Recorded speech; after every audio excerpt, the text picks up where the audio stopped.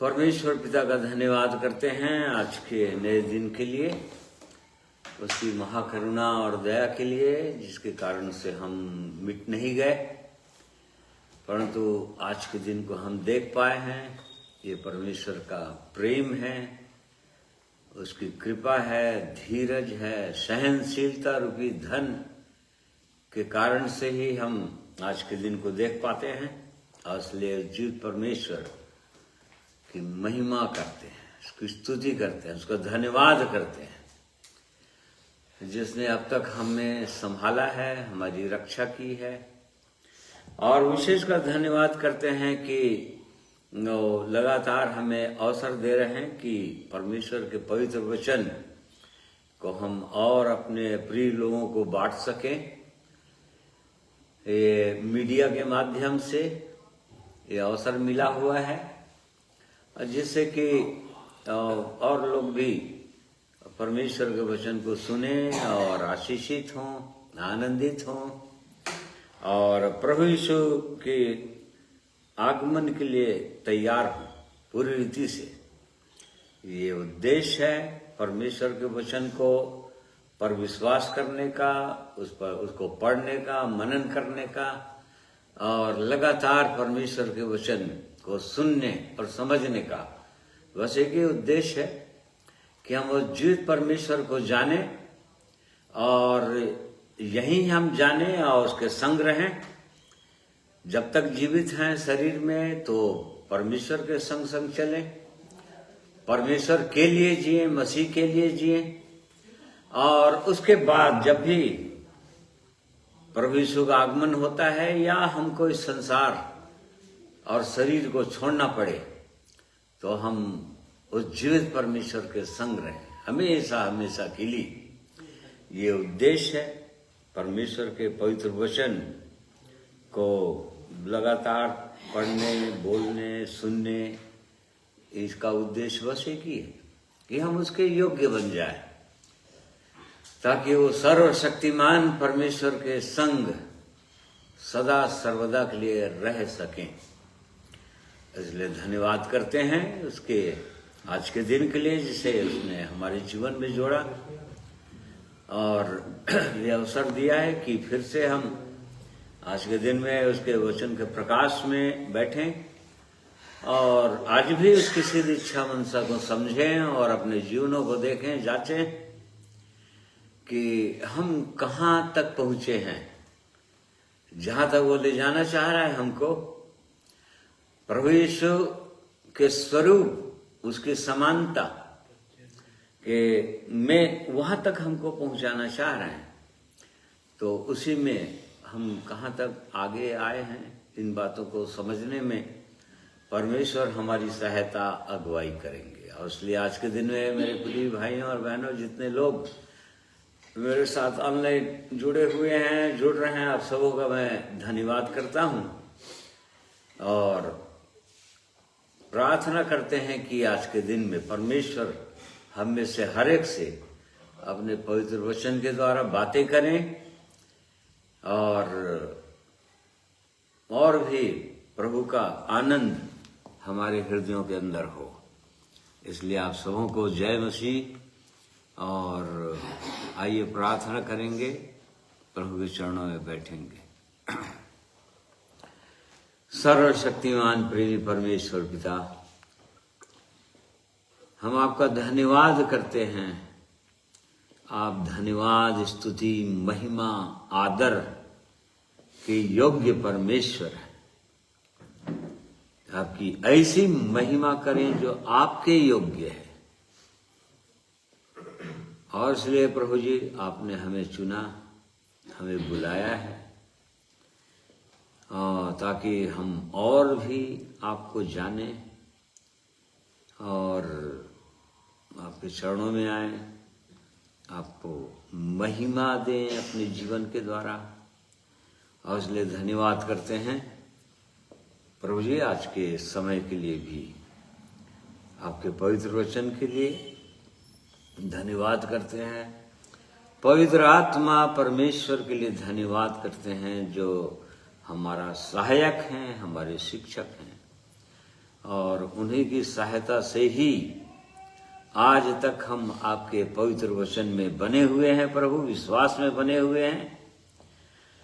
अन्यथा प्रभु हम में ऐसी कोई सामर्थ्य नहीं है, कोई योग्यता नहीं है कि हम आपके संग बने रह सकें, आप जीवित परमेश्वर को जान सकें और आपकी महिमा कर सकें।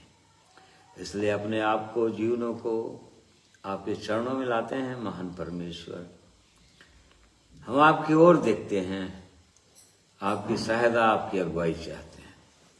हम जानते हैं प्रभु कि हम में ऐसी कोई योग्यता नहीं है, और इसलिए प्रभु यीशु आपके पवित्र प्रेम की ओर देखते हैं, क्रूस की ओर देखते हैं, उस पवित्र रक्त की ओर देखते हैं जो हमारे पापों की क्षमा के लिए, हमारे पापों का प्रायश्चित के लिए बहाया गया, क्योंकि उसी के कारण से हमारे जीवन में संभव हुआ कि आप जीवित परमेश्वर के समीप हम आ सके और आपको अनुभव से हम समझ पा रहे हैं। यद्यपि हमको और आगे समझना है प्रभु, हम बहुत कम जाने हैं आपको, और जानना चाहते हैं और आपकी इच्छाओं को समझना चाहते हैं। जहाँ तक आप हमें बढ़ाना चाहते हैं वहाँ तक हम बढ़ना चाहते हैं। इसमें आपकी सहायता, अगुवाई हमें से हर एक को मिले। इसलिए प्रेमी परमेश्वर, आज के दिन में जितने प्रिय भाई बहन लोग जुड़े हुए हैं, आपके पवित्र वचन को सुनते हैं और वैसे ही महिमा के गीतों को सुनते हैं, प्यारे प्रभु, हम आज के दिन में आशीषित होने पाएं, आनंदित होने पाएं और भी प्रभु आपकी इस आत्मिक जीवन के मार्ग में और उठने पाएं आगे। ऐसी सहायता, अगुवाई चाहते हैं। इसलिए धन्यवाद करते हैं। इस प्रार्थना को प्रभु यीशु के नाम में मांगते हैं, सुनिए, ग्रहण कीजिए, आमीन। आइए प्रभु की महिमा में कुछ गीतों को सुनेंगे।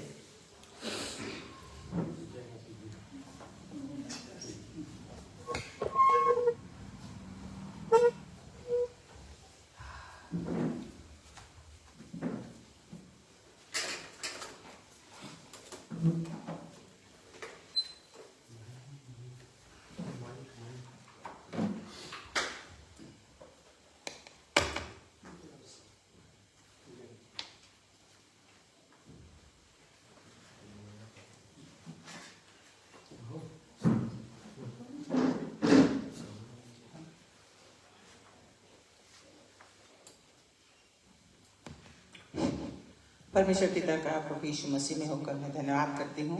एक बार फिर से उसकी आराधना के लिए हम एकत्रित हुए हैं। से जितने भी भाई बहन इस आराधना में शामिल होते हैं, हमारे साथ परमेश्वर की महिमा करें, स्तुति करें, क्योंकि वो स्तुति के सिंहासन पर हमेशा विराजमान रहता है और सिर्फ गीतों के द्वारा ही नहीं, हमारे जीवन के द्वारा भी वो अपनी स्तुति चाहता है।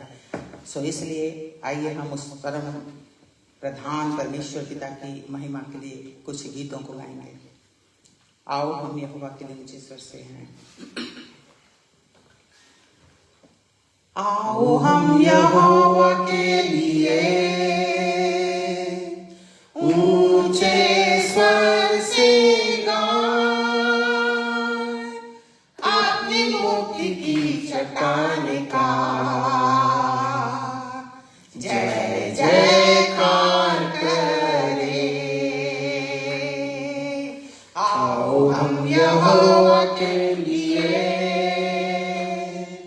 ऊंचे स्वर से गाएं, अपनी मुक्ति की चट्टान का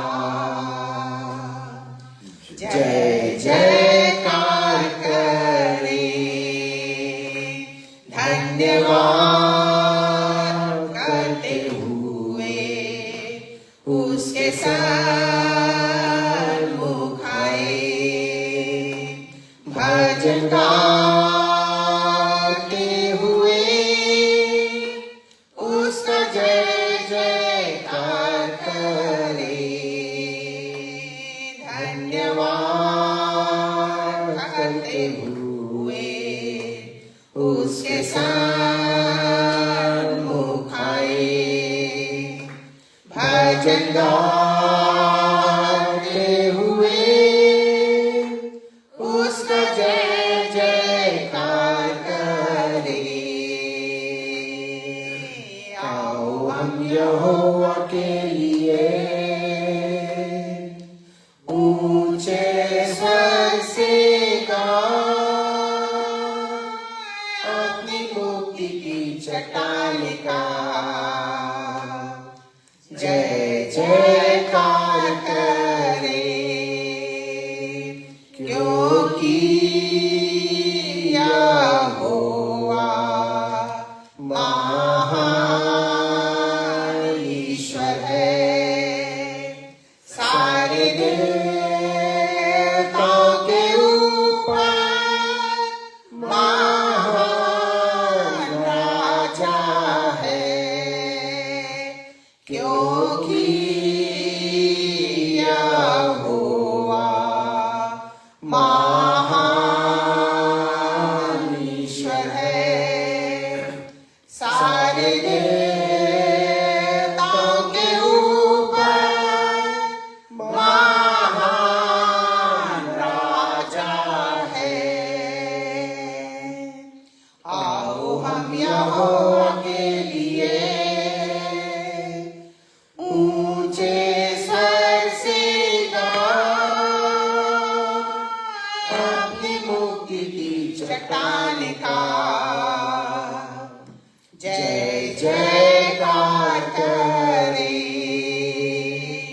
क्योंकि वो हमारा परमेश्वर है और हम उसकी प्रजा, उसके हाथी भेड़े हैं, क्योंकि वो हमारा परमेश्वर है और हम उसकी प्रजा, उसके हाथी भेड़े हैं।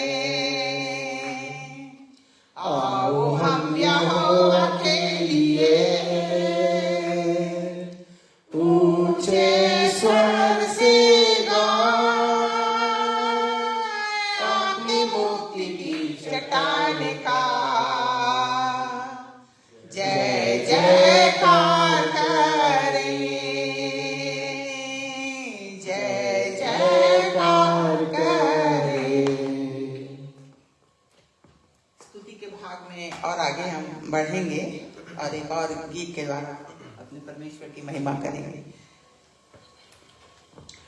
तेरी आराधना करूं, तेरी आराधना करूं, पाप क्षमा कर जीवन दे दे, दया की याचना करूं, तेरी आराधना करूं। तू ही महान सर्वशक्तिमान, तू ही है मेरे जीवन का संगी, तू ही महान सर्वशक्तिमान, तू ही है मेरे जीवन का संगीत। हृदय के तार छेड़े झनकार, हृदय के तार छेड़े झनकार, तेरी आराधना है मधुर गीत, तेरी आराधना है मधुर गीत। जीवन से मेरे तू महिमा पाए, एक ही कामना करूं, पाप क्षमा कर जीवन दे दे, दया की याचना करूं, तेरी आराधना करूं। सृष्टि के हर एक कण कण में छाया है तेरी ही महिमा का राज। सृष्टि के हर एक कण कण में छाया है तेरी ही महिमा का राज। पक्षी भी करते हैं तेरी प्रशंसा, पक्षी भी करते हैं तेरी प्रशंसा। हर पल सुनाते हैं आनंद का राग, हर पल सुनाते हैं आनंद का राग। मेरी भी भक्ति तुझे ग्रहण हो, हृदय से प्रार्थना करूं। पाप क्षमा कर जीवन दे दे, दया की याचना करूं, तेरी आराधना करूं। पतित जीवन में ज्योति जला दे, तुझ ही से लगी है आशा मेरी। पतित जीवन में ज्योति जला दे, तुझ ही से लगी है आशा मेरी। पाप मर्तन को दूर हटा दे, पाप मर्तन को दूर हटा दे। पूर्ण हो अभिलाषा मेरी, पूर्ण हो अभिलाषा मेरी। जीवन के कठिन दुखी क्षणों का हृदय से सामना करूं। पाप क्षमा कर जीवन दे दे, दया की याचना करूं, तेरी आराधना करूं, तेरी आराधना करूं। पाप क्षमा कर जीवन दे दे, दया की याचना करूं, तेरी आराधना करूं। प्रभु का धन्यवाद हो इस महिमा के लिए, ताकि हमारा भी जीवन उन पक्षियों के समान जो उसकी भक्ति और उसकी महिमा को ग्रहण करता है, हमारे भी जीवनों को अपनी महिमा के लिए इस्तेमाल करे। सब कुछ है मसीह की। इस गीत के भाग में, गीत में अभी परमेश्वर की महिमा के लिए गाऊंगा, फिर हम वचन के भाग में जाएंगे।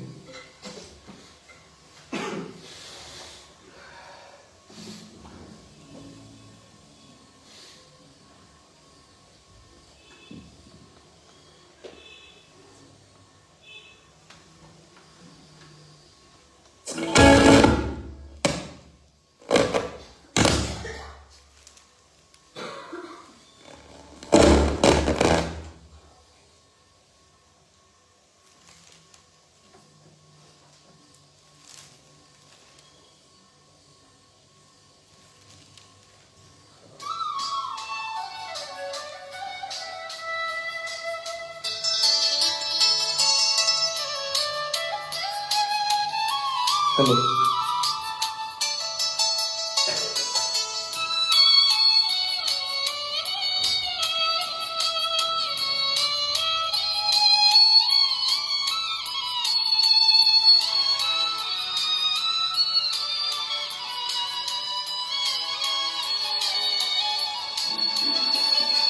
ये धरती अंबर गाते यहाँ दोनों मिलकर, ये हवा ये मौसम, ये हवा ये मौसम गाते यहाँ दोनों मिलकर, ये दुनिया के रखवाले हो तेरी जय जयकार, ये दुनिया के रखवाले हो तेरी जय जयकार।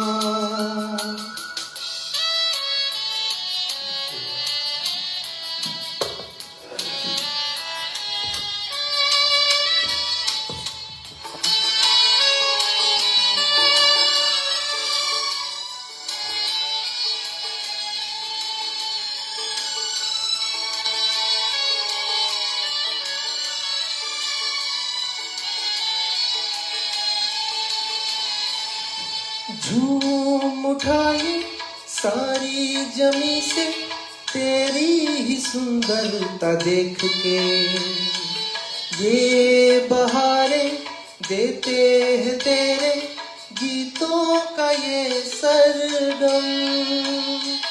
झूम उठाए सारी जमी से तेरी ही सुंदरता देख के, ये बहारे देते हैं तेरे गीतों का ये सरगम। ये दुनिया के रखवाले हो तेरी जय जयकार, ये दुनिया के रखवाले हो तेरी जय जयकार। ये हवा ये मौसम, ये हवा ये मौसम गाते यहाँ दोनों मिलकर, ये दुनिया के रखवाले हो तेरी जय जयकार।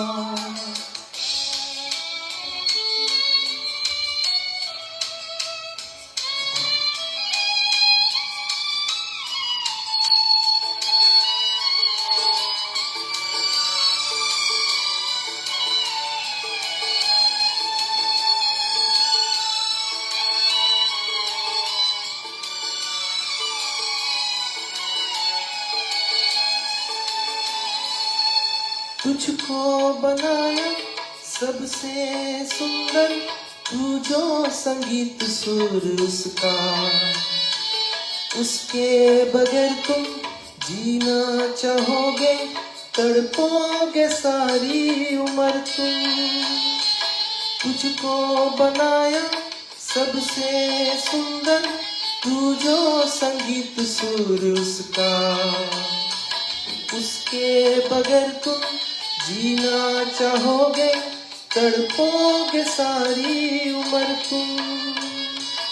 ये दुनिया के रखवाले हो तेरी जय जयकार। ये हवा ये मौसम, ये हवा ये मौसम गाते यहाँ दोनों मिलकर, ये दुनिया के रखवाले हो तेरी जय जयकार। ये दुनिया के रखवाले हो तेरी जय जयकार। ये धरती अंबर गाते यहाँ दोनों मिलकर, ये हवा ये मौसम, ये हवा ये मौसम गाते यहाँ दोनों मिलकर, ये दुनिया के रखवाले हो तेरी जय जयकार। ये दुनिया के रखवाले हो तेरी जय जयकार। ये दुनिया के रखवाले हो तेरी जय जय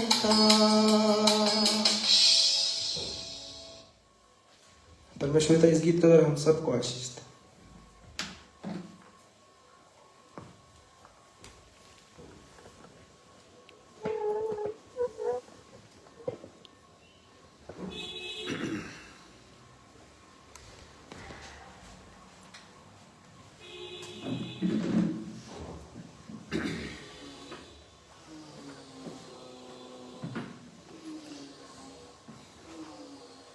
परमेश्वर का हम धन्यवाद करते हैं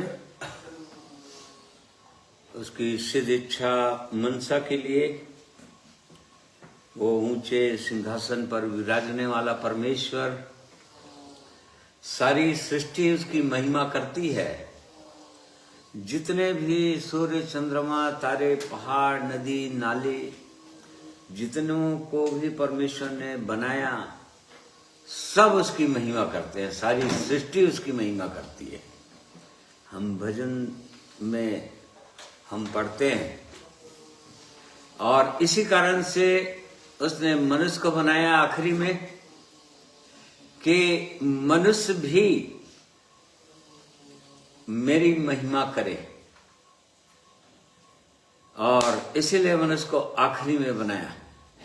सारी सृष्टि उसकी महिमा करती है। उसने कहा कि मेरी महिमा ये लोग करें, अब मुझको प्रकट करे मनुष्य। इसलिए मनुष्य को बनाया,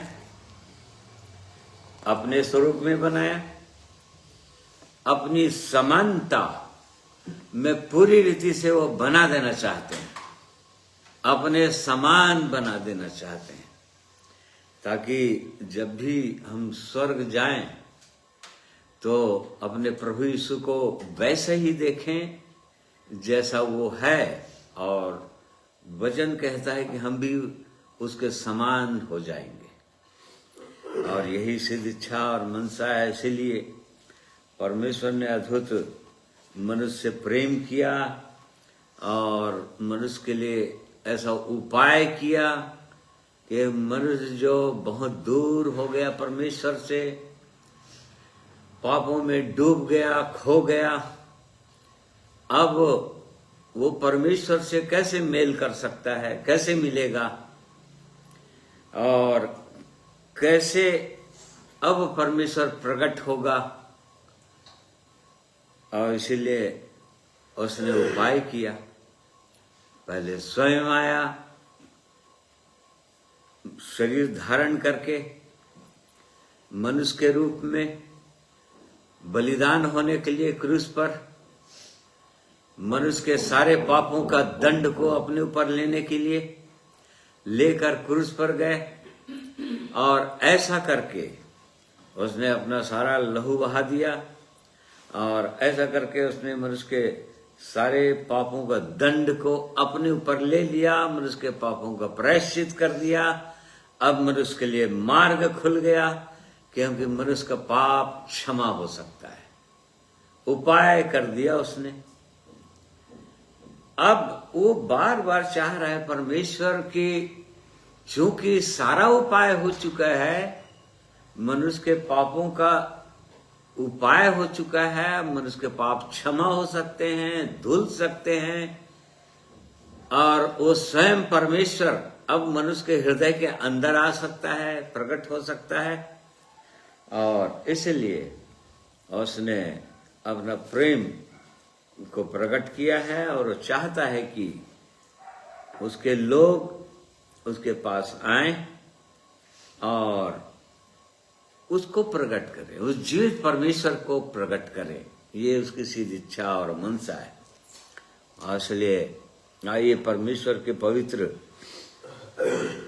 वचन के द्वारा इसी से संबंधित बातों को, कि परमेश्वर के संग एक मनुष्य कैसे जीवित रह सकता है, कैसे परमेश्वर के संग चल सकता है, क्योंकि उसकी यही इच्छा है। इसीलिए वो सारा उपाय किया। और इसलिए 2 कुरिन्थी 5 अध्याय उसका 14 और 15 पद को हम देखेंगे दूसरा कुरिन्थी उसका 5वां अध्याय और 14 और 15 पद में परमेश्वर के वचन में इस प्रकार लिखा है, क्योंकि मसीह का प्रेम हमें विवश कर देता है, इसलिए कि हम यह समझते हैं कि जब एक सब के लिए मरा तो सब मर गए, और वह इस निमित्त सब के लिए मरा कि जो जीवित हैं वे आगे को अपने लिए ना जिए, परंतु उसके लिए जो उनके लिए मरा और फिर जी उठा। हाँ, देखिए, प्रभु यीशु का क्रूस पर मरने का उद्देश्य, मुख्य उद्देश्य यहाँ पर लिखा हुआ है कि वो हम सब के लिए मर गया, कि आज जो लोग भी जीवित हैं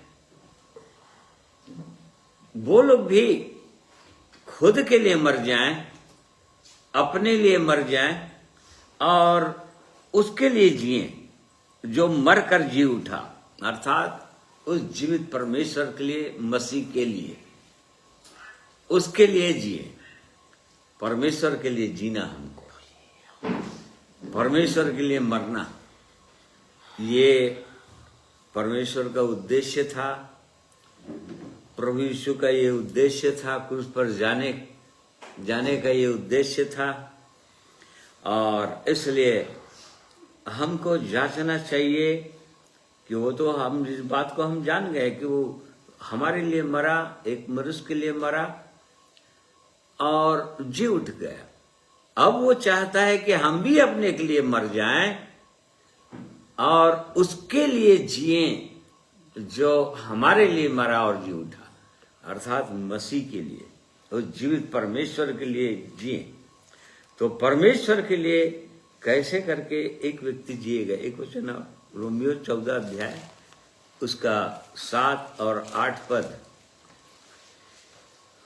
क्योंकि हम में से ना तो कोई अपने लिए जीता है और ना कोई अपने लिए मरता है। यदि हम जीवित हैं तो प्रभु के लिए जीवित हैं, और यदि मरते हैं तो प्रभु के लिए मरते हैं। अतः हम जिए या मरे, हम प्रभु ही के हैं। जगह पौलुस प्रेरित यहाँ पर रोमियो की कलीसिया को लिख रहा है, जीवित लोगों के लिए लिख रहा है, बार बार उनको उसमें उनको स्मरण दिला रहा है, उनको बता रहा है कि आज हम जीवित हैं तो किसके लिए जीवित हैं? हम जीवित हैं तो मसीह के लिए जीवित हैं, मरते भी हैं तो मसीह के लिए मरते हैं।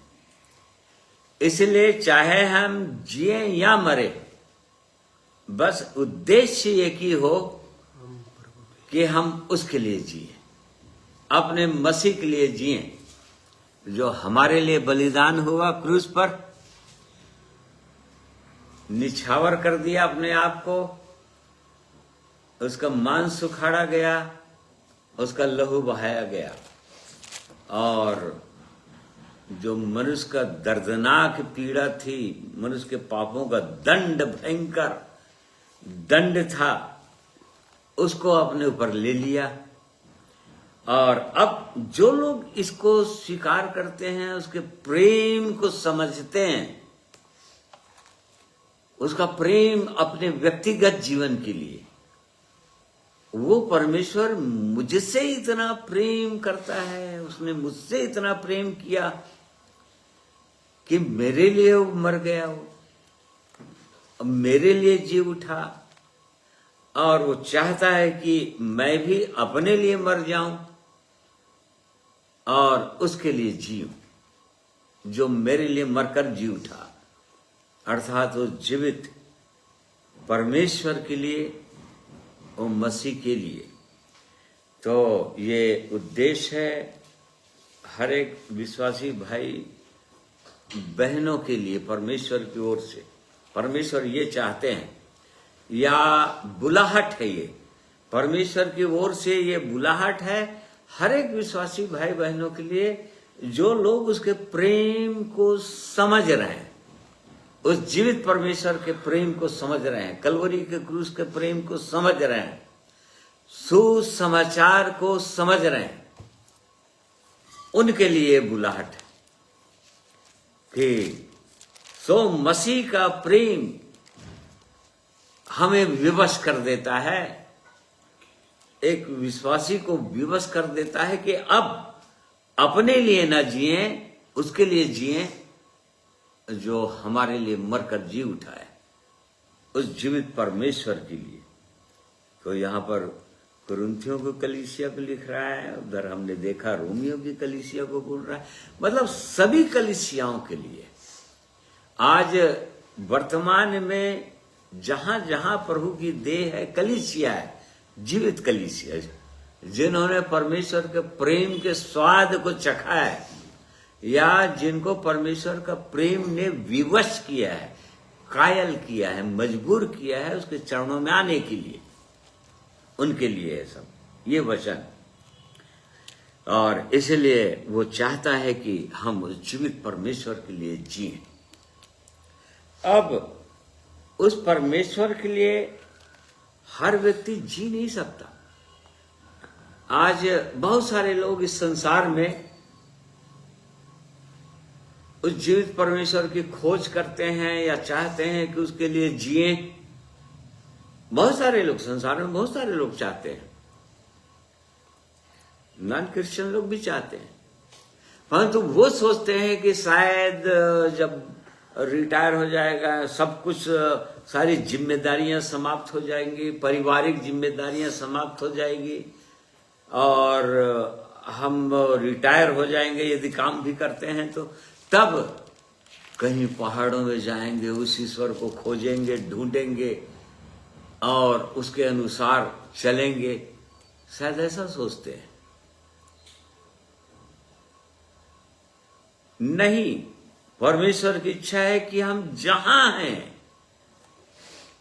जिन जिन परिवेश में हम रहते हैं, जैसी जैसी परिस्थितियों में रहते हैं, हम चाहे हम अपने परिवार में रहते हैं, चाहे काम करने वाले कहीं भी काम करते हों, वो अपने कार्यस्थल में रहते हैं, या जैसे भी जहां भी हमको जाना होता है, वो परमेश्वर चाहता है कि वो हमारे संग संग चले, या हम ऐसे भी परिस्थितियों में हर जगह परमेश्वर के लिए जिए। ये उसकी इच्छा है, ये उसका उद्देश्य है। और इसी कारण से परमेश्वर का प्रेम जो प्रकट हुआ है हम पर, और संसार पर तो उसने प्रकट कर दिया है, परंतु व्यक्तिगत रीति से जिनके जीवन में प्रकट हुआ है, सबके जीवन में प्रकट नहीं हुआ है, वो तो जिनके जीवन में प्रकट होता है, जिनसे परमेश्वर बातें करता है, वो परमेश्वर की आत्मा उनको कायल करता है, उनके पापों को दिखाता है, अपने प्रेम को दिखाता है। और प्रभु ईश्वर ने कहा, जब तक पिता कोई मुझे ना दे तब तक कोई मेरे पास आ नहीं सकता, और जो पिता ने मुझ पर प्रकट किया है, जब तक मैं उन पर प्रकट ना करूं तब तक कोई जान ही नहीं सकता। तो ऐसा वाला प्रकटीकरण या ऐसा वाला प्रेम परमेश्वर का जब तक किसी मनुष्य के अंदर ना हो तो आगे वो आ नहीं सकता। परमेश्वर के लिए तो जी ही नहीं सकता, वो किसी हालत में नहीं जी सकता, क्योंकि संसार में जी रहा है, वो पापों का जीवन जी रहा है। तो परमेश्वर के साथ जीने के लिए दो तीन बातें एकदम आवश्यक होता है। सबसे पहला तो हमारा समर्पण, सरेंडर। एक व्यक्ति जब तक अपने आप को परमेश्वर को सरेंडर न करे या समर्पित न करे या अपने आप को ना सौंपे, परमेश्वर को ना दे, तब तक वो ये काम कर नहीं सकता। जब तक वो सौंपेगा नहीं परमेश्वर को, तब तक कैसे करेगा वो? अपने आप को तो मनुष्य जो है और कई लोगों को सौंप दिया है, वो कैसे करके सौंपेगा वो? और आज जैसे कि हम वचन में पढ़ेंगे तो वचन 6 अध्याय रोमियो की पत्री 6वां अध्याय, उसका 11 पद से पढ़ी वाला, 11, 12, 13। ऐसा ही तुम भी अपने आप को पाप के लिए तो मरा, परंतु परमेश्वर के लिए मसीह यीशु में जीवित समझो। हाँ देखो, यहां पर भी बोल रहा है अपने आप को पाप के लिए तो मरा समझो, परंतु मसीह यीशु के लिए जीवित समझो अपने आप को। और आगे, इसलिए पाप तुम्हारे नश्वर शरीर में राज्य न करे कि तुम उसकी लालसाओं के अधीन रहो, और न अपने अंगों को अधर्म के हथियार होने के लिए पाप को सौंपो, पर अपने आप को मरे हुए में से जी उठा हुआ जानकर परमेश्वर को सौंपो, और अपने अंगों को धर्म के हथियार होने के लिए परमेश्वर को सौंपो। हाँ, ऐसा समर्पण, ऐसा सौंपना है। जब तक एक व्यक्ति ऐसा अपने आप को नहीं सौंपता है परमेश्वर को, या परमेश्वर को प्रेजेंट नहीं करता है, तब तक वो जो परमेश्वर के जो उद्देश्य हम पढ़ रहे हैं, जो उसकी इच्छा है, वो कभी पूरा नहीं हो सकता उसके जीवन से। वो हो ही नहीं सकता। वो यदि चलना है तो अपने आप को सौंपना पड़ेगा। कैसे सौंपना पड़ेगा? 15 पद से पढ़ो बोला। तो क्या हुआ? क्या हम इसलिए पाप करें कि हम व्यवस्था के अधीन नहीं वरन अनुग्रह के अधीन हैं? कदापि नहीं। क्या तुम नहीं जानते कि जिसकी आज्ञा मानने के लिए तुम अपने आप को दासों के समान सौंप देते हो, उसी के दास हो, चाहे पाप के जिसका अंत मृत्यु है, चाहे आज्ञाकारिता के जिसका अंत धार्मिकता है। परंतु परमेश्वर का धन्यवाद हो। हाँ, यहाँ पर लिख रहा है जिसको तुम सौंप देते हो, जिसकी आज्ञा मानने के लिए। तो आज मनुष्य जो है अपने आप को पूरी रीति से शैतान को सौंप दिया है, पाप के लिए सौंप दिया है, लिखा है, ताकि अपने शरीर के अभिलाषाओं को पूरी करे हो, उसकी इच्छा के अनुसार चले, पाप की इच्छा के अनुसार चले या शैतान की इच्छा के अनुसार चले। उसका दास बना दिया है मनुष्य, अपने आप को उसका दास बना दिया है। शैतान का दास भी ना, या अनाज्ञाकारिता का दास बना दिया है। उसकी आज्ञा मानता है, परमेश्वर की आज्ञा नहीं। उसकी आज्ञा मानने के लिए अपने आप को सौंप दिया है मनुष्य।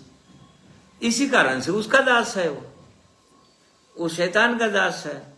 परंतु आगे, परंतु परमेश्वर का धन्यवाद हो कि तुम जो पाप के दास थे, अब मन से उस उपदेश को मानने वाले हो गए जिसके सांचे में डाले गए थे, और पाप से छुड़ाए जाकर धर्म के दास हो गए।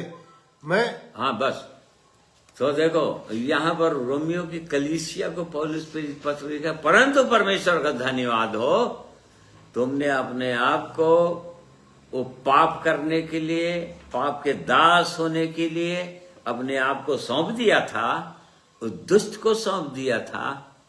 परंतु अब धन्यवाद हो परमेश्वर का कि अब आप परमेश्वर के दास होने के लिए आपने परमेश्वर को अभी सौंप दिया है, और उसके सांचे में ढाले गए हो। देखो सांचा बोल रहा है, प्रेम। प्रेम एक मनुष्य जो परमेश्वर का सांचा है ना, परमेश्वर का मापदंड है, उसमें ही उसको ढलना पड़ेगा। यहां पर किसी मनुष्य की मानसिक विचारधारा, अपनी समझ, अपनी बुद्धि, अपना ज्ञान, ये नहीं चलेगा। परमेश्वर ने वो सांचा दे दिया है, वो फ्रेम दे दिया है, उसी में ढलना है एक व्यक्ति को। तो यहां पर रोम की कलीसिया के लोगों को पौलुस प्रेरित इन बात को बता रहा है, धन्यवाद दे रहा है परमेश्वर का कि जिस सांचे में तुम ढाले गए, हाँ सचमुच इन्होंने अपने आप को उस परमेश्वर के मापदंड में, परमेश्वर की सिद्ध इच्छा मनसा में अपने आप को दे दिया, सौंप दिया, ताकि अब वो पाप का दास नहीं रहे। पाप का दास से छुड़ाकर धर्म के दास हो गए। आप धार्मिकता के दास हो गए, अर्थात परमेश्वर का दास हो गए, अर्थात प्रभु यीशु मसीह का दास हो गए। अब उसके अनुसार चलते हैं। तो ये पहली बात तो ये है कि एक व्यक्ति को पूरी रीति से यदि परमेश्वर के संग चलना है तो अपने आप को सौंपना पड़ेगा, परमेश्वर को सौंपना पड़ेगा, पूरी रीति से सौंपना पड़ेगा, उसके सांचे में ढलना पड़ेगा। सांचे में मतलब परमेश्वर को वचन में ढलना पड़ेगा। वचन जैसा कहता है उसके अनुसार अपने आप को जांचना पड़ेगा और उसके अनुसार अपने आप को समर्पित करना पड़ेगा। तो ये पहली बात बहुत जरूरी है कि व्यक्ति का, यदि उसको परमेश्वर संग चलना है, मरे हुए में से पापों से मरकर जी उठे हुए लोगों के समान यदि मसीह के लिए जीना है, परमेश्वर के लिए जीना है, तो सबसे पहला ये कंडीशन, उसको सौंपना पड़ेगा, अपने आप को प्रेजेंट करना पड़ेगा। ठीक है। फिर दूसरी बात, सेक्रीफाइस, त्याग करना पड़ेगा, त्याग करना पड़ेगा।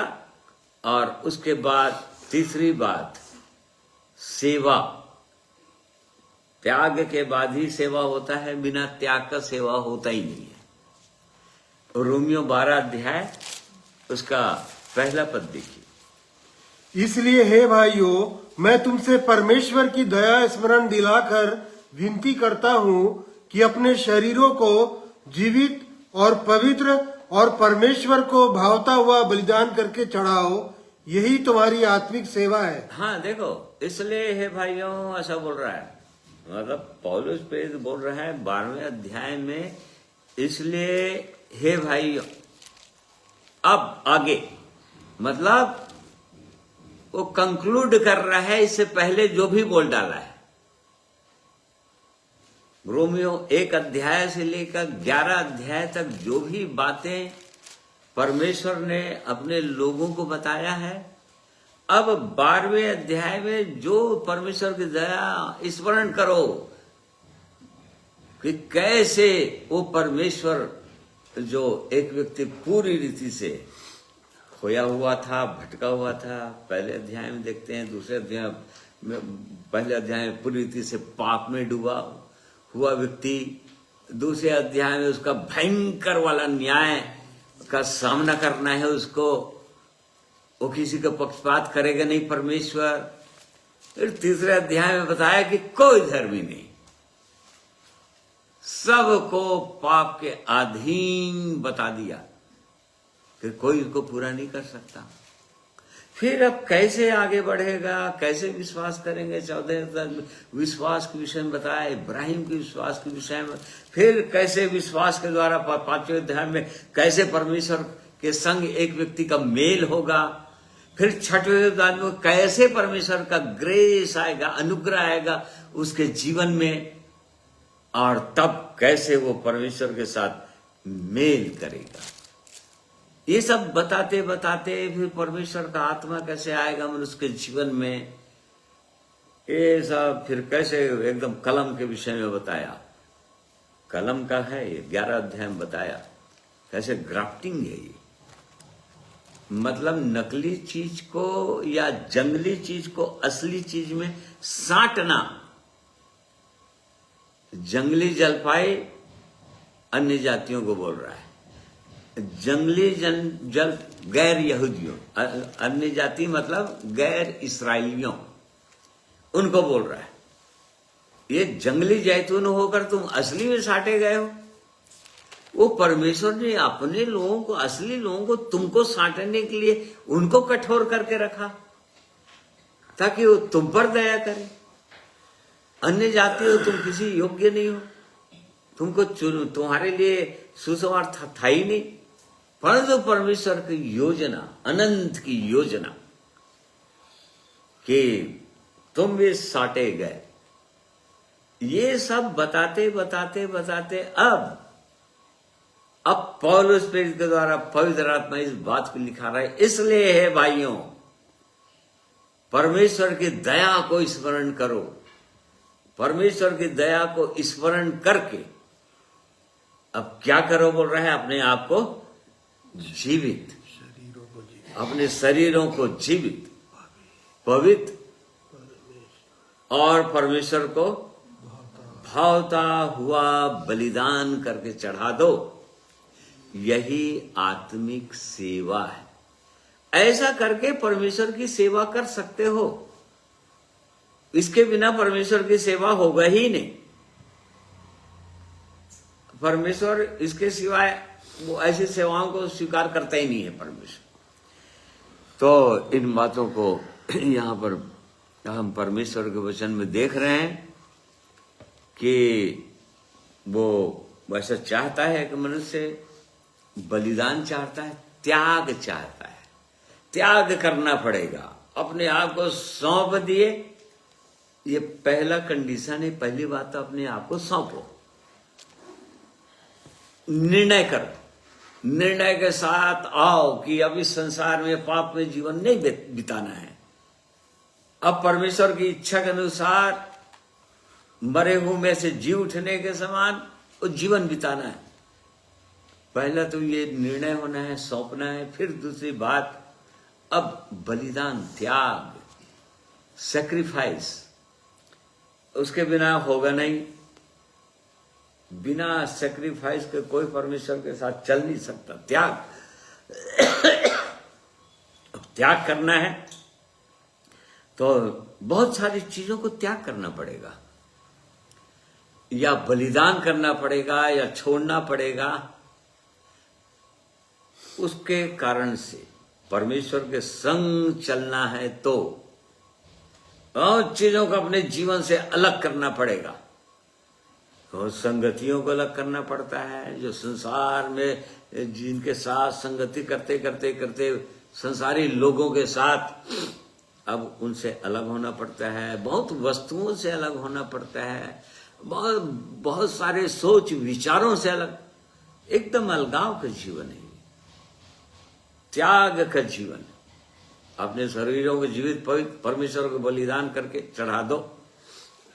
हम पुराने नियम में देखते हैं बलिदान की विधि थी। परमेश्वर जो है बलिदान के विषय में बताया था, सिखाया था। तो पुराने नियम के अंदर जो बलिदान होते थे वो किसी जीवित पशु का बलिदान नहीं होता था। पशु को पहले मारा जाता था, भेड़ बकरियों को, कबूतर को, पंडुक को, और तब उसका बलिदान किया जाता था। जीवित बलिदान नहीं होता था। परंतु नए नियम के अंदर अब जीवित बलिदान होना। पुराने नियम के अंदर एक बार उनको ये कर दिए, मृतक हो गए, मर गए, लहू बह गया। अब उसके बाद उसको वेदी पर सजाया जाता था और आग भस्म करता था। जब आग भस्म करता था तो उनको किसी प्रकार से कोई तकलीफ होती रही होगी क्या? नहीं, उनको किसी प्रकार से तकलीफ नहीं होती, वो आग में जल गया भाई। परंतु अब जीवित बलिदान चढ़ना है तो जीवित बलिदान में जब चढ़ना है, वेदी में चढ़ना है, वेदी के आग में चढ़ना है, तब भयंकर वाली पीड़ा होगी, फिर सहना पड़ेगा। यहीं पर और ऐसी विपरीत परिस्थितियां आ जाती है मनुष्य के जीवन में। एक विश्वासी के जीवन में कोई कुछ उल्टी सीधी बातें बोल दिया, या किसी प्रकार से कोई सताव आ गया, या संसार के साथ चलना है यदि तो झूठ बोलना पड़ेगा, लालच करना पड़ेगा, या गलत काम करना पड़ेगा। परंतु यदि वेदी में है, यदि बलिदान चढ़े हुए हैं, तो फिर तो पीड़ा होगी भयंकर, क्योंकि जीवित बलिदान है। और इस कारण से आग जलाएगा तो पीड़ा होगी, तकलीफ होगी। परंतु एक विश्वासी को वेदी में ही रहना है, वहां से उतर नहीं जाना है, वहां से हट नहीं जाना है। और नहीं तो फिर जीवित उन्होंने चढ़ाया नहीं, ये इसको जीवित बलिदान बोलते हैं। अपने अंगों को, एक एक अंगों को जीवित बलिदान करके चढ़ा दो। और जब एक व्यक्ति जीवित बलिदान चढ़ाएगा तो कैसे लगेगा? जब जीवित बलिदान चढ़ेगा तो भस्म तो होगा, परंतु क्या भस्म होगा? अभिलाषाएं, पाप, परमेश्वर की इच्छा के विरोध में जो भी बातें हैं, सोच विचार, हमारी योजना, हमारी युक्तियां, ये सब भस्म हो जाना चाहिए। ये सब भस्म हो जाएगा, जल जाएगा इस आग में। यदि जीवित बलिदान चढ़ रहे हैं तब तो यह त्याग का जीवन होता है, सेक्रीफाइस का जीवन होता है, अपने आप को जीवित पवित्र, और तभी पवित्र हो सकते हो। बोलो जीवित पवित्र। जब तक एक व्यक्ति जीवित बलिदान नहीं चढ़ेगा, जीवित बलिदान नहीं बनेगा, तब तक वो पवित्र हो नहीं सकता, तब तक हो ही नहीं सकता पवित्र। इसीलिए वो वेदी पर चढ़ने के लिए बोल रहा है ताकि सब चीज जल जाए। वो इब्रानी 12 अध्याय, हाँ उसका देखो 10 पद से है क्या या उससे पहले से है? ताड़ना किया करते थे। हाँ पढ़ो। तुम दुख को ताड़ना, हाँ क्योंकि प्रभु जिसे वहां से पढ़ो। हाँ वहां से पढ़ लो। हे मेरे पुत्र, प्रभु की ताड़ना को हल्की बात ना जान, और जब वह तुझे घुड़के तो साहस ना छोड़, क्योंकि प्रभु जिससे प्रेम करता है उसकी ताड़ना भी करता है, और जिसे पुत्र बना लेता है उसे कोड़े भी लगाता है। तुम दुख को ताड़ना समझ के सह लो, परमेश्वर तुम्हें पुत्र जानकर तुम्हारे साथ बर्ताव करता है। वह कौन सा पुत्र है जिसकी ताड़ना पिता नहीं करता? यदि वह ताड़ना जिसके भागी सब होते हैं तुम्हारी नहीं हुई तो तुम पुत्र नहीं पर व्यभिचार की संतान ठहरे। फिर जबकि हमारे शारीरिक पिता भी हमारी ताड़ना किया करते थे और हमने उनका आदर किया, तो क्या आत्माओं के पिता के और भी आदि न रहे जिससे हम जीवित रहें? वे तो अपनी अपनी समझ के अनुसार थोड़े दिनों के लिए ताड़ना करते थे, पर वह तो हमारे लाभ के लिए करता है कि हम भी उसकी पवित्रता के भागी हो जाएं। हाँ देखिए, बिना ताड़ना के कोई पवित्र हो नहीं सकता। मतलब बिना दुख उठाए कोई पवित्र नहीं हो सकता, और वो फिर वो सेवा नहीं हो सकती फिर आगे। इसलिए बोल रहा है जीवित पवित्र एक व्यक्ति जब तक बलिदान नहीं होगा, वेदी पर नहीं आएगा, क्रूस रूपी वेदी पर नहीं आएगा। और इसमें एक दिन नहीं, प्रतिदिन वेदी में ही रहना है एक व्यक्ति को, तब ताकि परमेश्वर की योजना और इच्छा ये है ताकि उसकी पवित्रता के भागीदार हो जाए। बस ये उद्देश्य है परमेश्वर के, क्योंकि वो परमेश्वर पवित्र है और वो चाहता है कि जिनको बुला रहा है उनको भी वैसे ही पवित्र कर देना चाहता है जैसा वो स्वयं परमेश्वर पवित्र है। और इसी कारण से वो चाहता है कि वेदी पर जाए, त्याग हो किसी प्रकार से, और ऐसे समय में उसको सहें। पीड़ा तो होगी, दुख तो उठाना ही पड़ेगा, परंतु उसके कारण से वो पाप से छूटते चले जाएंगे। पाप से छूट जाता है व्यक्ति, जैसे क्रूस पर जाता है ना, जैसे वेदी पर चढ़ता है वो पाप से छूट जाएगा। पहला पत्रस 4 अध्याय उसका पहला पद देखिए। इसलिए जबकि मसीह ने शरीर में होकर दुख उठाया, तो तुम भी उसी मनसा को हथियार के समान धारण करो, क्योंकि जिसने शरीर में दुख उठाया वह पाप से छूट गया, ताकि भविष्य में अपना शेष शारीरिक जीवन मनुष्य की अभिलाषाओं के अनुसार नहीं वरन परमेश्वर की इच्छा के अनुसार व्यतीत करें। हाँ देखिए, उसी मनसा को धारण कर लो। मसीह ने दुख उठाया शरीर में होकर, आज हम भी शरीर में हैं और इसलिए वो बोल रहा है उसी मनसा को हथियार के समान धारण कर लो। नए प्रभु मुझको भी दुख उठाना है क्योंकि आपकी पवित्रता के मुझको भागीदार बनना है, क्योंकि बिना पवित्रता के कोई उसको कदापि नहीं देख पाएगा। और इसी कारण से उस परमेश्वर की इच्छा है कि हर एक विश्वासी को इस योग्य बना दे कि उस जीवित परमेश्वर के सन्मुख रहें, हम उसको देखें, उसके संग संग रहें और वहां स्वर्ग में जाएं तब, और यहां पर भी वो परमेश्वर हमारे जीवन में प्रकट हो, उसके संग हम चलें, वो जीवित परमेश्वर हमारे जीवन के द्वारा दिखाई दे लोगों को, उसका प्रेम, उसका आनंद, उसकी शांति। ये कहने का मतलब है वो परमेश्वर प्रकट होना चाहता है।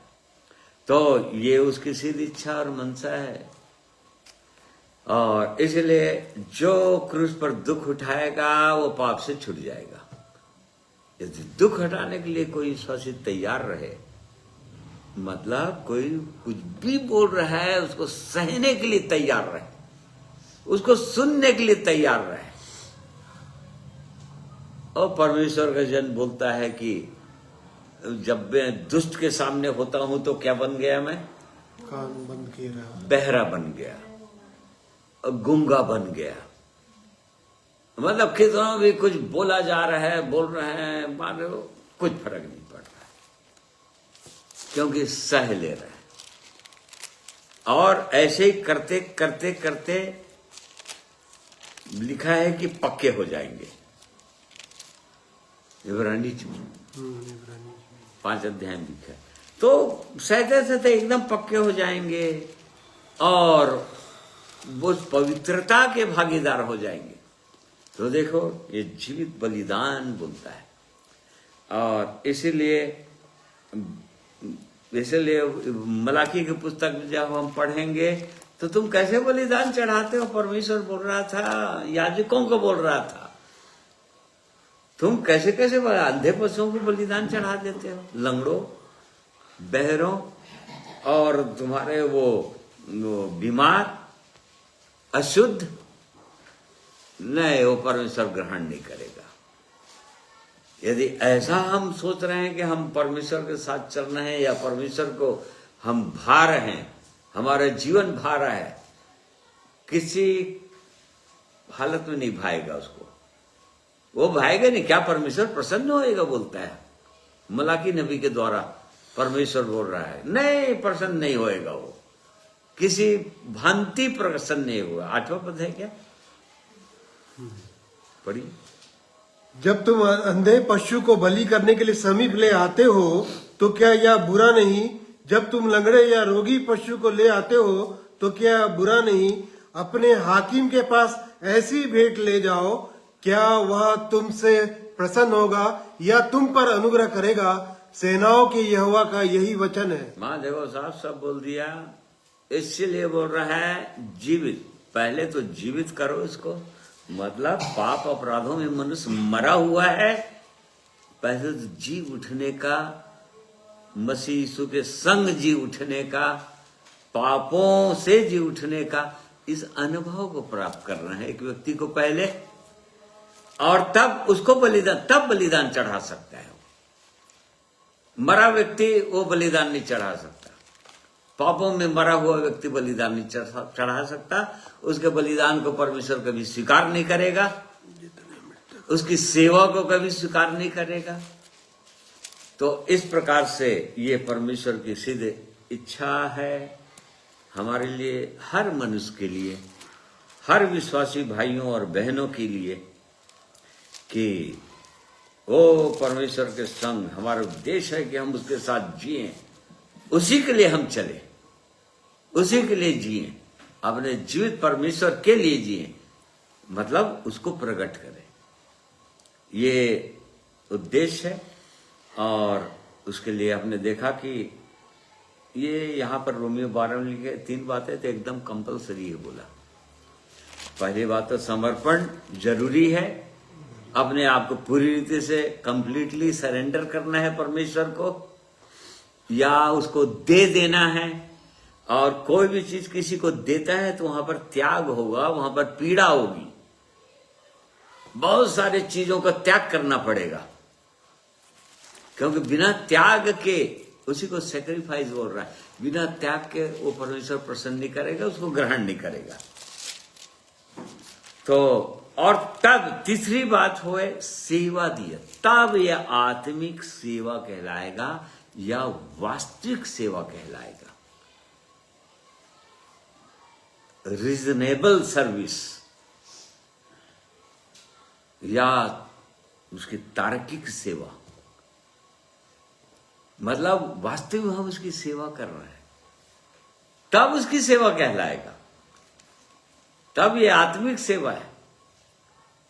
प्रभु यीशु ने से पूछे थे कुछ लोग यूहन्ना 6 अध्याय में, प्रभु हम परमेश्वर का कार्य करने के लिए क्या करें? जिसे उसने भेजा है उसको जानो। बस उसको जानो, उस पर विश्वास करो, उसको जानो वो परमेश्वर कौन है, क्या है, क्यों बलिदान हुआ, क्या उसके साथ समर्पित हो, क्या उसमें सम्मिलित हो, क्या एक हुए हो उसके साथ, क्या उसके संग क्रूस पर गए हो, क्या उसके संग गाड़े जाने का अनुभव हुआ है, क्या उसके संग जीवित होने का अनुभव हुआ है। और नहीं तो कैसे करके एक व्यक्ति सौंपेगा, उसके आपको सौंपेगा ही नहीं, सौंप भी नहीं सकता है, और ग्रहण हो गए नहीं। तो ऐसा करके तब परमेश्वर को भावता हुआ बलिदान ये ठहरता है, जिससे परमेश्वर प्रसन्न होता है। एक व्यक्ति के जीवन से, हाँ इसने अपने आप को पूरी रीति से मुझे समर्पित कर दिया, मुझको अपने जीवन में प्रकट करने के लिए, मेरी इच्छा को अपने जीवन के द्वारा पूरा करने के लिए, और तब फिर वो आत्मिक सेवा है। तब एक व्यक्ति सेवा करेगा, सर्विस। प्रभु यीशु ने बार बार अपने चेलों को इस बात को बताया, देखो मैं सेवा करवाने के लिए नहीं आया हूं बोला उसने, परंतु काहे के लिए आया हूं बोला। मरकुस 10 अध्याय उसका देखिए 45। क्योंकि मनुष्य का पुत्र इसलिए नहीं आया कि उसकी सेवा टहल की जाए, पर इसलिए आया कि आप सेवा टहल करें और बहुतों के छुड़ौती के लिए अपना प्राण दे। हाँ, ये अपना उद्देश्य बताया प्रभु यीशु ने कि मनुष्य का पुत्र, मैं इसलिए नहीं आया हूं कि मेरी सेवा करे कोई इस पृथ्वी पर, मैं सेवा करवाने के लिए नहीं आया। जैसे कि आज के दिन में अब बड़े बड़े लोग, धर्म गुरु लोग चाहते हैं कि उनकी सेवा की जाए। नहीं, हमारा प्रभु यीशु ऐसा नहीं थे, वो सेवा करवाने नहीं आए थे, वो स्वयं सेवा करने के लिए आए थे। उन्होंने बताया, और क्या कैसे सेवा करना है ये भी बता दिया। वो हम यूहन्ना 13 अध्याय के अंदर पढ़ते हैं कि प्रभु यीशु ने अपने जब क्रूस पर जाने का ही है तो अपने चेलों को पांव धोया था, अंगूछे से टॉवेल से अपने कमर को कसे थे, और बाल्टी लेकर अपने हर 12 चेलों के पांव को धोए थे, और उसके बाद उनको शिक्षा दिए थे, उनको सिखा दे रहे थे, नमूना दे रहे थे। 12 पद से पढ़िए वाला। जब वह उनके पांव धो चुका और अपने कपड़े पहनकर फिर बैठ गया, तो उनसे कहने लगा, क्या तुम समझे कि मैंने तुम्हारे साथ क्या किया? तुम मुझे गुरु और प्रभु कहते हो, ठीक ही कहते हो, क्योंकि मैं वही हूँ। यदि मैंने प्रभु और गुरु होकर तुम्हारे पांव धोए, तो तुम्हें भी एक दूसरे के पांव धोना चाहिए, क्योंकि मैंने तुम्हें नमूना दिखा दिया कि जैसा मैंने तुम्हारे साथ किया है, तुम भी वैसा ही किया करो। हाँ, इस बात को तो चेलों को प्रभु से बार बार बताते रहे, यहां पर भी बता रहे हैं। उसने कहा, यदि तुम बड़ा होना चाहते हो, प्रधान बनना चाहते हो, तो सेवक बनो, तुम छोटा बन जाओ, और तभी वो सेवा कहलाएगा। तब तुम वास्तविक सेवा मेरी सेवा कर सकोगे, नहीं तो नहीं कर सकते। यहां पर भी बताया, मैंने तुमको नमूना दिखा दिया। तुम मुझको गुरु कहते हो, प्रभु कहते हो, सही कहते हो, ठीक है, क्योंकि मैं प्रभु हूं और गुरु भी हूं। मैंने जब इन चीजों को तुमको कर दिखा दिया, बिल्कुल वैसे ही तुमको भी करना चाहिए। तुम भी ऐसी करो, ये सेवा है, तभी सेवा कर सकोगे, नहीं तो सेवा नहीं होगी। फिर प्रभु यीशु सेवा करते ही रहे, और जब निकल गए तो उनके पास में लिखा हुआ है कि प्रेरितों का काम 10 अध्याय उसका 38 पद,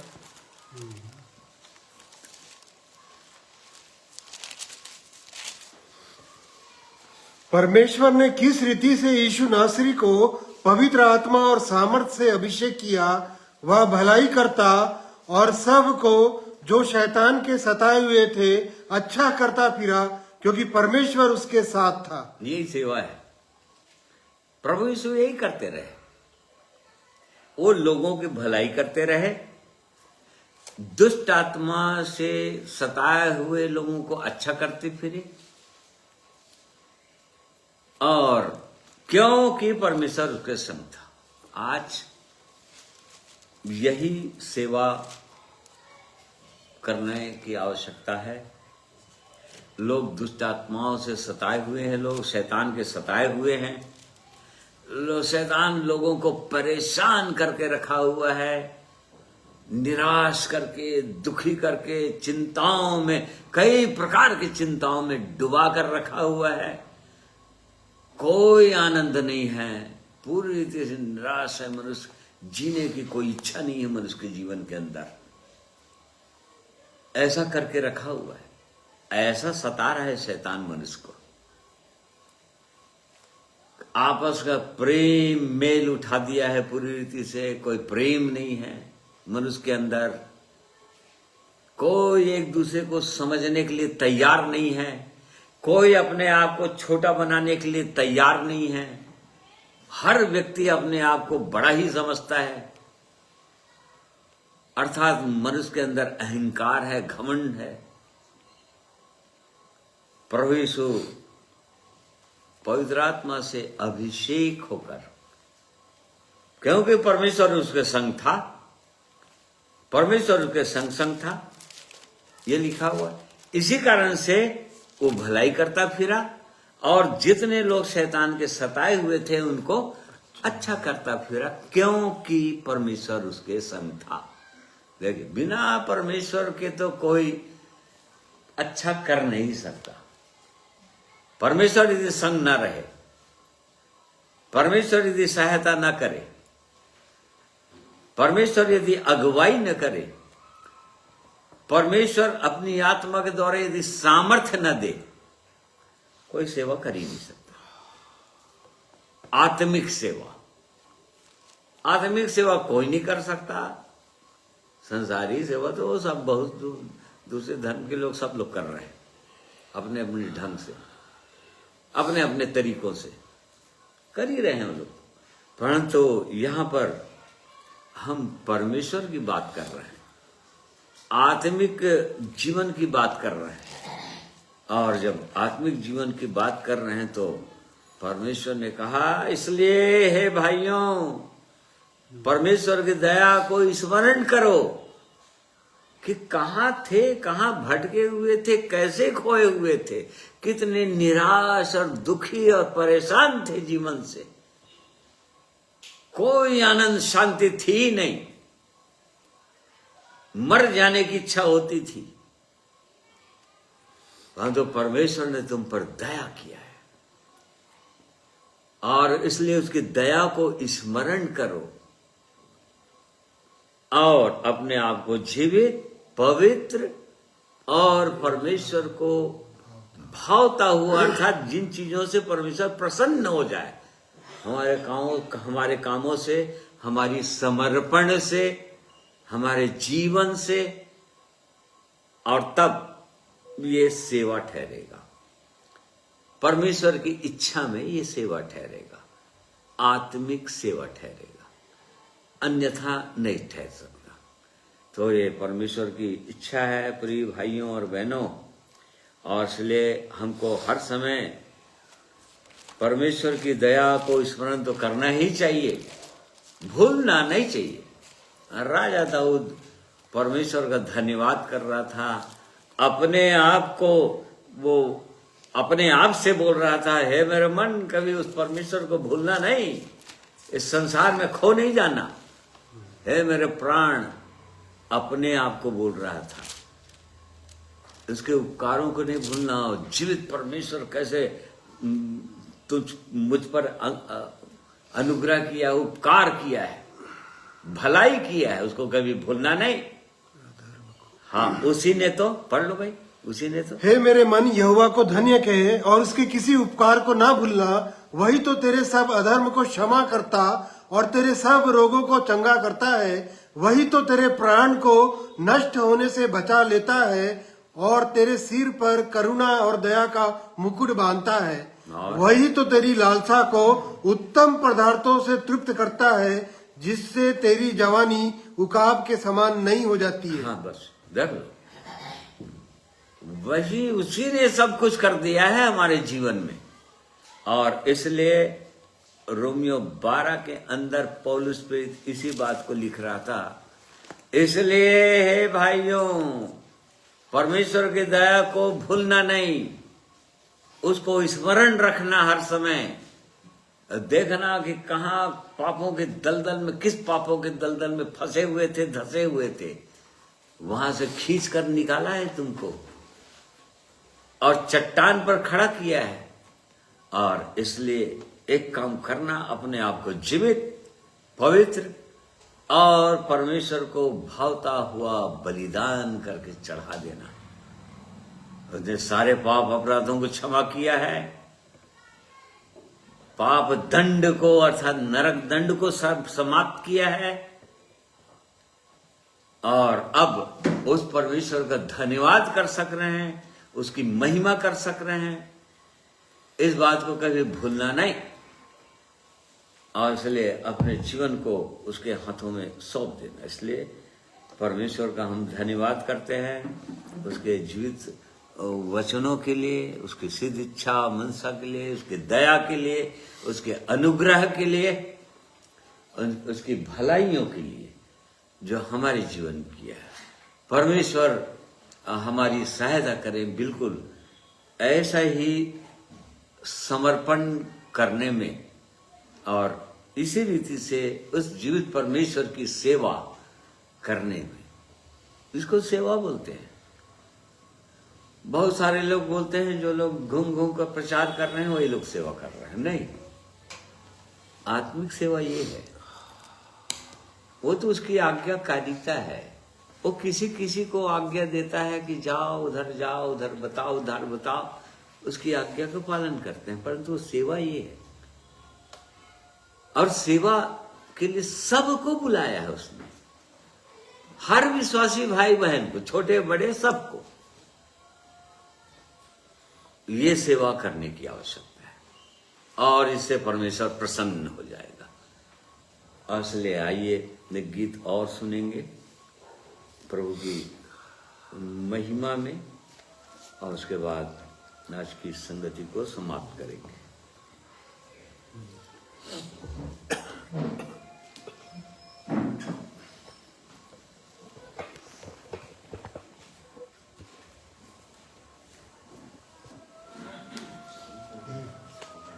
ठीक है।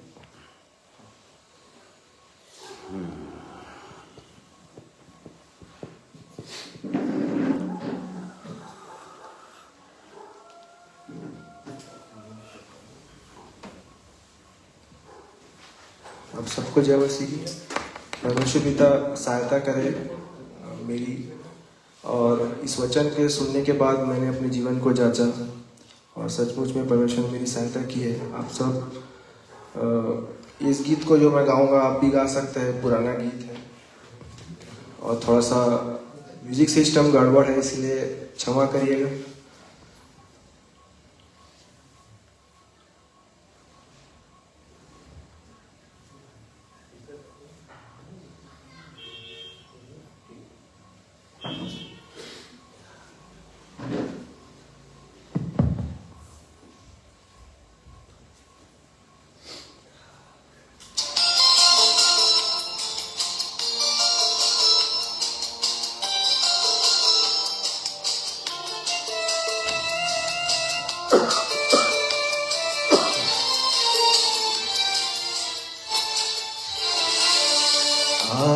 आत्मा से भरकर प्रभु चरणों में तेरे आते हैं हम।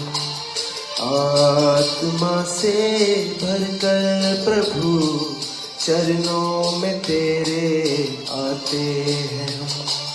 खाली दिलों का तोहफा ये अपना तुझको भेंट चढ़ाते हैं हम। खाली दिलों का तोहफा ये अपना तुझको भेंट चढ़ाते हैं हम। आत्मा से भरकर प्रभु चरणों में तेरे आते हैं हम।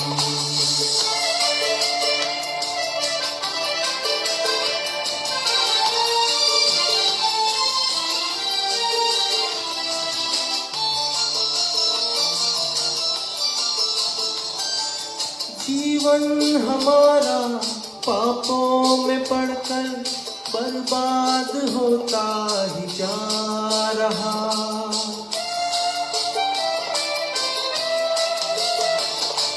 जीवन हमारा पापों में पड़कर बर्बाद होता ही जा रहा। मेरे मसीहा कुर्बानी तेरी जो भूलते ही जाते हैं हम। मेरे मसीहा कुर्बानी तेरी जो भूलते ही जाते हैं हम। खाली दिलों का तोहफा ये अपना तुझको भेंट चढ़ाते हैं हम। खाली दिलों का तोहफा ये अपना तुझको भेंट चढ़ाते हैं हम। आत्मा से भरकर प्रभु चरणों में तेरे आते हैं हम।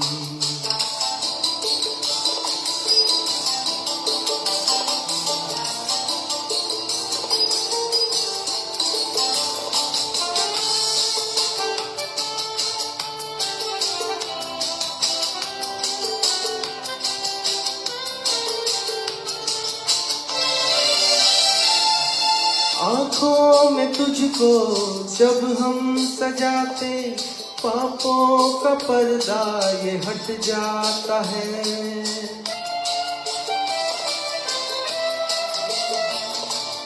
आँखों में तुझको जब हम सजाते पापों का पर्दा ये हट जाता है।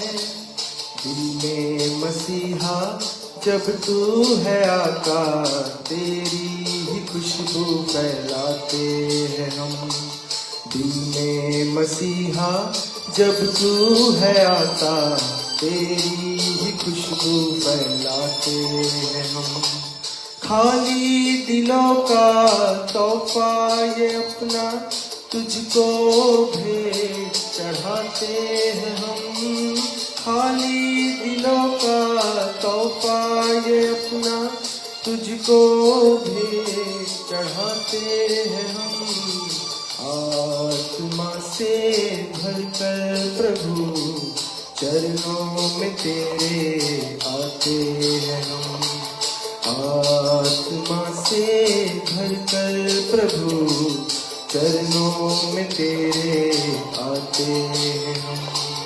आत्मा से भरकर प्रभु चरणों में तेरे आते हैं हम।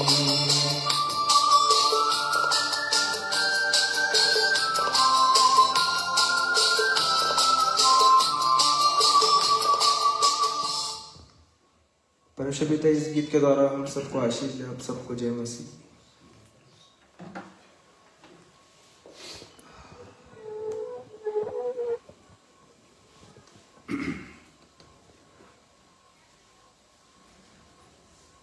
वो गीत के जो गीत हमने सुना उसके अनुसार सचमुच में हमको परमेश्वर के समीप उसके चरणों में आना ही चाहिए। अपने आप को समर्पित कर देना चाहिए उसकी महिमा के लिए। नहीं प्रभु, अब जीना मेरे लिए भी मसीह, मरना भी मसीह। यदि जीता हूं तो मसीह के लिए जीऊंगा और मरता हूं तो भी मसीह के लिए ही मरूंगा। ऐसा वाला सुंदर समर्पण हर एक प्रिय भाइयों और बहनों का हो जाना चाहिए, हर एक विश्वासी भाई बहनों का। समय बहुत कम है, हम इन बातों को जान रहे हैं। हम लोग एकदम अंतिम समय में हैं, जबकि प्रभु यीशु का आगमन बहुत ही निकट है। हम इन बातों को समझ रहे हैं, जान रहे हैं। ऐसे समय में परमेश्वर अवसर दे रहा है अपने लोगों को कि और समर्पित हो जाएं प्रभु के लिए, ताकि प्रभु की महिमा हो, उसकी बड़ाई हो। और इसलिए आइए परमेश्वर के चरणों में प्रार्थना करेंगे। सर्वशक्तिमान जीवित प्रेमी परमेश्वर पिता, हम आपका धन्यवाद करते हैं प्रभु। आप सचमुच में दया के सागर हैं, क्षमा की खानी है। आपकी योजना, अनंत की योजना अद्भुत है प्रभु। कैसी आपकी योजना है मनुष्य के लिए, कैसे एक एक स्टेप बाय स्टेप एक मनुष्य को आप उठाते हैं प्रभु। कहाँ एक मनुष्य खोया हुआ, भटका हुआ, पापों में डूबा हुआ, अशांत जीवन जीने वाला मनुष्य, उसकी ओर आप दृष्टि लगाते हैं, उनको आप आवाज देते हैं अपने वचन के द्वारा, उनको बुलाते हैं और प्रभु अपने समीप आने देते हैं, अपने लहू से धोते हैं, शुद्ध करते हैं, सारे पाप अपराधों को क्षमा करते हैं और पापों से आप जिला देते हैं।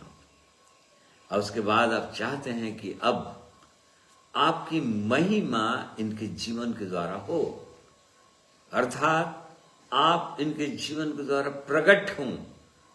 आपका प्रेम, आपका आनंद, आपकी शांति, आपका प्रकाश। इसलिए प्रभु यही आपकी सिद्ध इच्छा और मनसा है। और इन्हीं बातों को आज के दिन में देखने में आपने हमारी सहायता की, आपका धन्यवाद करते हैं। और भी प्रभु हमारी सहायता करेंगे। हम अभी अपने आप को, जीवन को आपके हाथों में सौंप देते हैं प्रभु।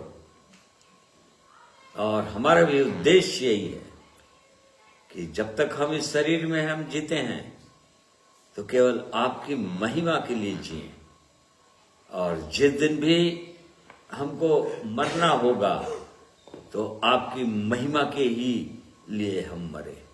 और इसलिए हर एक भाइयों और बहनों को मैं आपके हाथों में सौंप देता हूँ। आज के दिन में जितने प्रिय लोग आपके वचन को सुने हैं प्रभु, हर एक के जीवन में आपकी बड़ी आशीष हो, बड़ा अनुग्रह हो। और उसके बाद भी जो लोग सुनते हैं, प्यारे परमेश्वर, उन पर भी बड़ा अनुग्रह हो। और इसलिए हर एक को मैं आपके हाथों में सौंप देता हूँ। और इस प्रार्थना को प्रभु यीशु के नाम में मांगते हैं, सुनिए, ग्रहण कीजिए, आमीन। प्रिय भाइयों बहनों, आप सबों को मैं धन्यवाद करता हूँ। आज के दिन में आपने परमेश्वर के पवित्र वचन को सुना और मैं विश्वास करता हूं कि आप इन वचनों को समझे हैं और वैसे ही निर्णय आपने किया है, क्योंकि समय बहुत ही थोड़ा है। और इस कारण से वो चाहते हैं कि वो परमेश्वर हमारे जीवन से भी प्रसन्न हो जाए, हर एक विश्वासी भाइयों और बहनों के जीवन से प्रसन्न हो जाए। इसलिए आप सबों को मैं जय मसीह की कहता हूँ।